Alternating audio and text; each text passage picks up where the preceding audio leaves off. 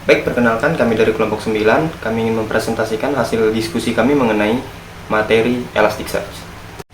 Sebelumnya izinkan saya memperkenalkan kelompok dulu. Saya sendiri Ahmad Purwandika, kemudian ada Andini Nurfianda, kemudian ada Putri Kumalasari, ada Noberi Yohanes, dan Rahmat Effendi. Baik, jadi kali ini kita akan membahas mengenai Elasticsearch, bukan Elasticsearch. Meskipun keduanya memiliki nama yang sama-sama elastik, tapi keduanya tidak memiliki korelasi. Nah, jadi Elasticsearch adalah sebuah database yang masuk ke dalam dunia NoSQL dengan berfokus pada search engine Elasticsearch. Nah, sederhananya Elasticsearch adalah sebuah database yang digunakan untuk melakukan pencarian data. Lalu apa bedanya Elasticsearch ini tadi dengan database yang lainnya yang digunakan untuk melakukan pencarian? Nah, teman-teman, jadi di sini perlu kita ketahui bahwa perbedaannya antara Elasticsearch ini tadi dengan yang lain, yaitu Elasticsearch itu memiliki segi fitur yang jauh lebih kompleks dibandingkan database lain yang digunakan untuk mencari data. Baik, jadi selanjutnya saya akan membahas mengenai bagaimana sih Elasticsearch ini bisa terbentuk. Kan tidak mungkin tuh Elasticsearch itu berdiri sendiri, pasti ada latar belakangnya. Nah, jadi bagaimana sih Elasticsearch ini bisa terbentuk? Yaitu berawal dari sebuah project yang bernama Apache Lucene, yang memang dibuat untuk melakukan pencarian data. Tapi, sayangnya Apache Lucene ini projectnya berbentuk library yang spesifik digunakan dalam bahasa Java. Nah, jadi itu hanyalah sebuah library saja, bukan sebuah aplikasi maupun sistem. Yang nantinya library ini tadi dimasukkan ke dalam sebuah aplikasi Java. Nah, jadi aplikasi selain daripada aplikasi Java itu tidak bisa menggunakan si Apache Lucene ini tadi. Nah, mungkin teman-teman di sini agak sedikit bingung, apa sih itu Apache Lucene? Nah, Apache Lucene ini adalah salah satu search engine library yang paling populer untuk saat ini. Contohnya yang menggunakan library Apache Lucene itu adalah Twitter. Nah, kemudian ada salah satu orang yang membuat project yang bernama Kompas Project. Kenapa dibuat Kompas Project? Sebenarnya Kompas Project juga itu sama, dia menggunakan library Java. Cuman dia jauh lebih ke Object Relational Mapping atau OPM atau ORM.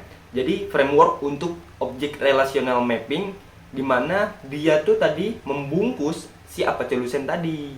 Lah, kalau sama, kenapa nggak langsung menggunakan Apache Lucene tadi? Nah, kenapa tidak langsung menggunakan Apache Lucene? Itu sederhananya begini.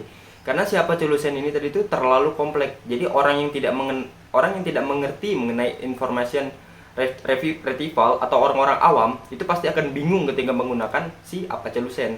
Nah, dengan itu maka diciptakanlah sebuah project yang bernama Kompas Project, di mana kita jadi mudah untuk menggunakan si Apache Lucene tadi.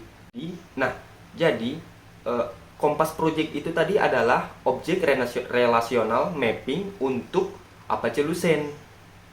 Nah, tapi problemnya tetap sama, yaitu ini adalah framework atau library pada Java. Jadi aplikasi yang bukan Java sama saja tidak bisa menggunakan si Kompas Project ini tadi.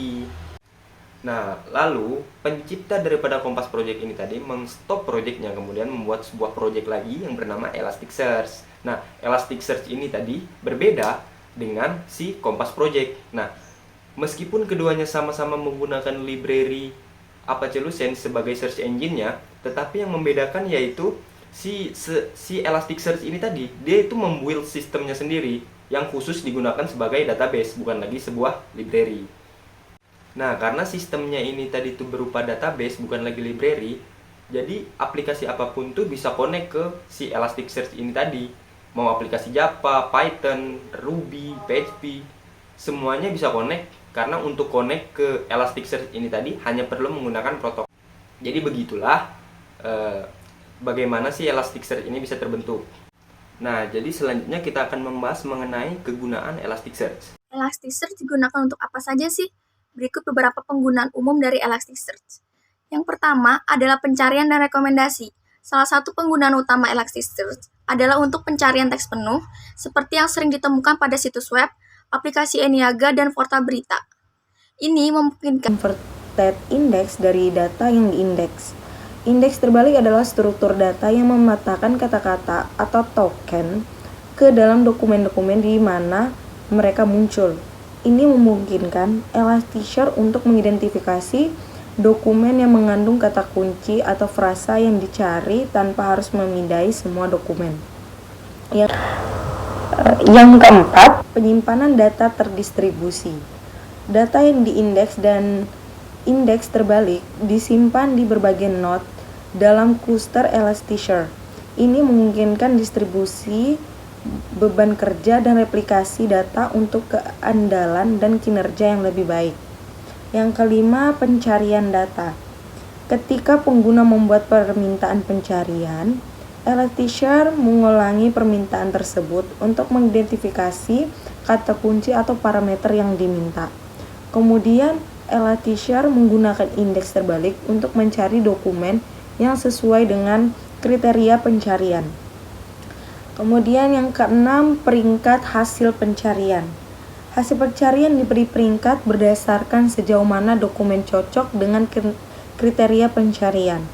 Elasticsearch menggunakan algoritma peringkat seperti TF-IDF atau Trend Frequency, Inverse Document Frequency, dan BM25 untuk menghitung relevansi dokumen. Kemudian yang terakhir, yang ketujuh, pengambilan hasil pencarian. Hasil pencarian dikembangkan kepada pengguna dalam format yang sesuai seperti daftar dokumen atau hasil visualisasi data.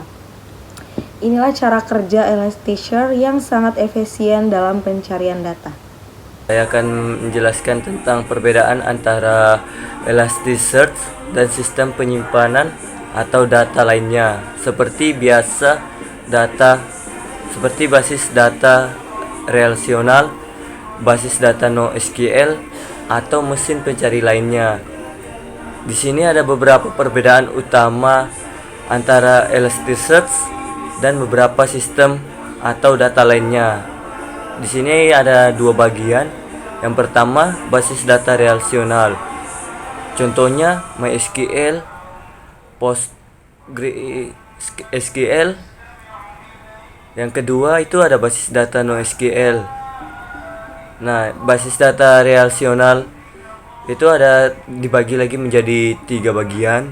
Yang pertama, struktur data, yaitu basis data relasional memiliki skema yang ketat dengan tabel dan hubungan yang terdefinisi dengan baik. Elasticsearch adalah skema fleksibel dan memungkinkan pengindeksan data tanpa perlu skema sebelumnya. Nah, yang kedua ini pencarian, yaitu basis data relasional tidak dirancang untuk pencarian teks penuh, sementara Elasticsearch sangat kuat dalam pencarian teks dan analisis teks.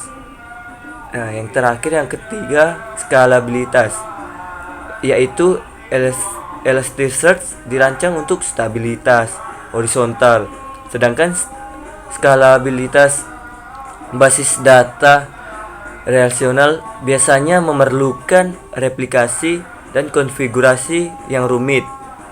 Nah, yang terakhir, yang bagian kedua itu basis data NoSQL, contohnya MongoDB atau Cassandra. Nah, itu dibagi menjadi 3 bagian. Yang pertama, model data, yaitu basis data NoSQL memiliki berbagai model data seperti dokumen, kolom, atau grafik yang mungkin lebih cocok untuk jenis data tertentu. Elasticsearch memiliki model dokumen yang kuat dan mendukung berbagai jenis data. Yang kedua itu ada pencarian, yaitu meskipun beberapa basis data NoSQL memiliki kemampuan pencarian dasar, mereka tidak sekuat Elasticsearch dalam hal pencarian teks penuh dan analisis teks. Nah, di sini yang terakhir adalah analisis data, yaitu Elasticsearch memiliki fitur analisis data yang lebih kuat dibandingkan sebagai besar basis data NoSQL yang lebih fokus pada penyimpanan dan akses data. Kelebihan Elasticsearch yaitu pencarian cepat. Elasticsearch dirancang khusus untuk merancang pencarian teks penuh yang sangat cepat, menjadikannya pilihan yang kuat untuk aplikasi yang memerlukan pencarian yang efisien. Skalabilitas, Anda dapat dengan mudah menambahkan lebih banyak node ke cluster Elasticsearch untuk mengatasi peningkatan beban kerja dan volume data. Ini memungkinkan skalabilitas horizontal yang kuat. Analisis data, Elasticsearch tidak hanya mencari data, tetapi juga memungkinkan analisis search data yang lebih mendalam, termasuk analisis teks dan data waktu yang nyata. Ini berguna untuk mendapatkan wawasan dari data Anda. Visualisasi data. Bersama dengan Kibana, Elasticsearch memungkinkan pembuatan visualisasi data yang interaktif dan laporan yang informatif untuk pemahaman dan laporan yang lebih baik. Dukungan untuk data tekstur terstruktur dan tidak terstruktur. Elasticsearch mendukung berbagai jenis data, termasuk teks, angka, geospasial, dan lainnya, untuk membuatnya cocok untuk dapat banyak kasus penggunaannya. Fleksibilitas dan konfigurabilitas, Anda dapat mengkonfigurasi Elasticsearch sesuai dengan kebutuhan proyek Anda. Ini mungkin Anda untuk menyesuaikan indeks, analisis teks, dan banyak aspek lainnya. Dokumentasi dan komunitas yang kuat. Elasticsearch memiliki dokumentasi yang kaya dan komunitas penggunaan yang besar, yang memudahkan pemula untuk memulai dan mendapatkan dukungan ketika diperlukan.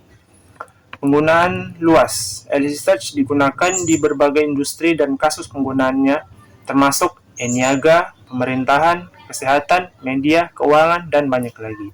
Sumber terbuka. Elasticsearch adalah perangkat lunak sumber terbuka, yang berarti Anda dapat menggunakannya tanpa biaya lisensi. Membuatnya lebih terjangkau dibandingkan dengan beberapa produk komersial. Dan untuk kekurangan Elasticsearch, belajar kurva. Elasticsearch dapat menjadi rumit untuk dipahami dan dikonfigurasi dengan benar, terutama untuk pengguna yang belum berpengalaman. Memakan sumber daya. Elasticsearch membutuhkan sumber daya perangkat keras yang signifikan, terutama pada volume data yang besar. Ini bisa mengakibatkan biaya operasional yang lebih tinggi. Tidak konsisten. Elasticsearch lebih fokus pada kinerja pencarian daripada konsistensi data. Ini dapat menjadikan tantangan dalam skenario di mana konsistensi data yang sangat penting. Manajemen cluster. Manajemen cluster, Anda perlu mengelola dan memantau cluster Elasticsearch yang bisa menjadi tugas yang kompleks, terutama pada konfigurasi yang besar dan kompleks. Integrasi yang kompleks. Integrasi Elasticsearch dengan aplikasi yang ada bisa menjadi tugas yang kompleks. Baik, itu tadi adalah materi kita mengenai Elasticsearch. Jika mungkin memang ada yang belum dipahami, mungkin nanti bisa kita diskusikan bersama di kelas. Oke, sekian dulu video dari kita. See you in the next materi.